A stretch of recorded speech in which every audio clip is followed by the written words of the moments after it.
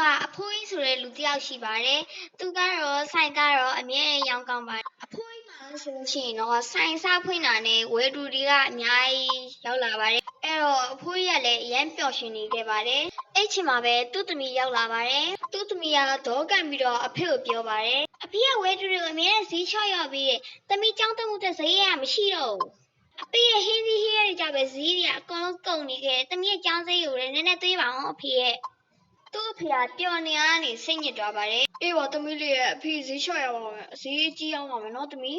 ။သမီးတကယ်ချင်းဒီမှာစိုက်ကဲအကောင်းစားရှိရဲ့သမီးလည်းစိုက်ကဲဝယ်ပေး။အဖေမအလောက်မဆန်ဖြစ်ရသမီးလေးရဲ့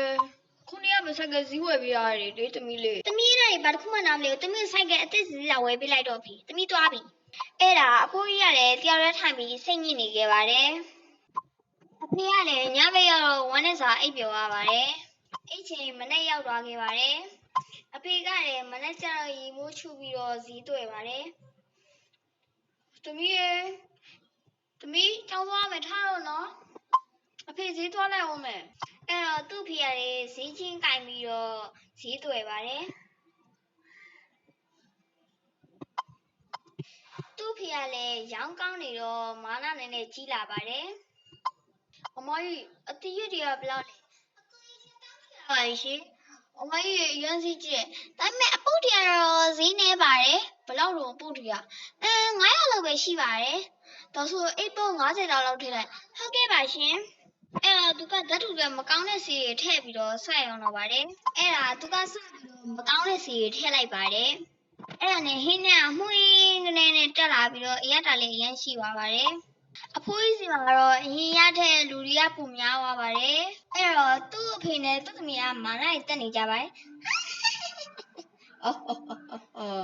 တော့ဘောသမီးလေးရဲ့အေးကအဖေကအရင်တော်တာပဲ။အဲ့တော့ခဏဒီနေ့တော့ရောင်းကောင်းလာပါတယ်။ကောင်မလေးကအဲ့ချိန်စားနေခဲ့ပါတယ်။အဲ့ချိန်ကောင်မလေးကဘိုက်အုပ်လာပါတယ်။အမလီငါဘိုက်တော့အမလီတက်တော့အမလီငါဘိုက်အုပ်တက်တော့အမလီဟုတ်ကဲ့ရပါလေရှင်အမလီငါဘိုက်မထိနိုင်ဘူးအဲ့ဒါဟိုကောင်မလေးတွားမပြီးသေးတာနောက်လူတွေပါဘိုက်အောက်လာကြပါတယ်အမလီဒီမှာဘိုက်အောက်လို့ပြောမှမြင်လေးဖွင့်ပေးပါအမလီမထိနိုင်ဘူးအမြင်လေးဖွင့်ပေးပါတော့အဲ့တော့စိုးဆိုင်ရဲ့အရှိမလူတွေအုံနေကြပါတယ်အဲ့တော့အိမ်နာမှာအုံနေရတာပါအဲ့တော့စိုးဆိုင်ကမကြီးကလည်းဆရာဝန်ဖုန်းခေါ်လိုက်ပါတယ်ဟုတ်ကဲ့ရှင်အမြင်လေးလာပြီပါရှင်ဟုတ်ကဲ့ဒီမှာဒုက္ခရောက်နေလို့ပါရှင်အမြင်လေးလာပြီပါတင်းဒူတင်းအရှင်ဆရာဝန်ကရောက်လာခဲ့ပါငါဒီအိမ်နာလေးအထက်ချင်နေပြီဒါပေမဲ့ငါမပြီးဘူး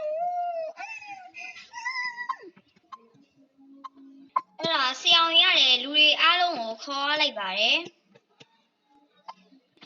ဆေးကနေရာမရှိလို့ဆိုတော့နှစ်ယောက်တကောင်အိပ်ရပါတယ်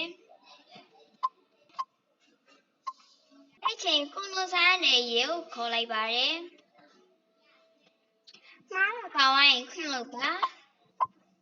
အဲ့တော့ရဲတွေကလည်းသူတို့တာမီနီယာကိုဖမ်းတော့လိုက်ပါတယ်အဲ့တော့ရဲတွေကလည်းသူ့ဆောင်ဖြိုးချလိုက်ပြီးတော့သူတို့ထောင်ချလိုက်ပါတယ်အခုလုံး Sakura channel လေးကိုကြိုင် channel လေးကို like and subscribe လုပ်ပေးရပါအောင်နော်အားလုံး bye အားလုံးကိုပြောစရာရှိလို့ပေါ့နော်အခုကလည်းအစနေပြန်လုပ်လိုက်ပြီပေါ့နော်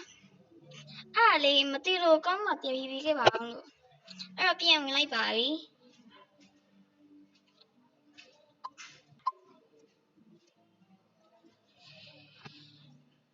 ခဏလေးပေါ့နော်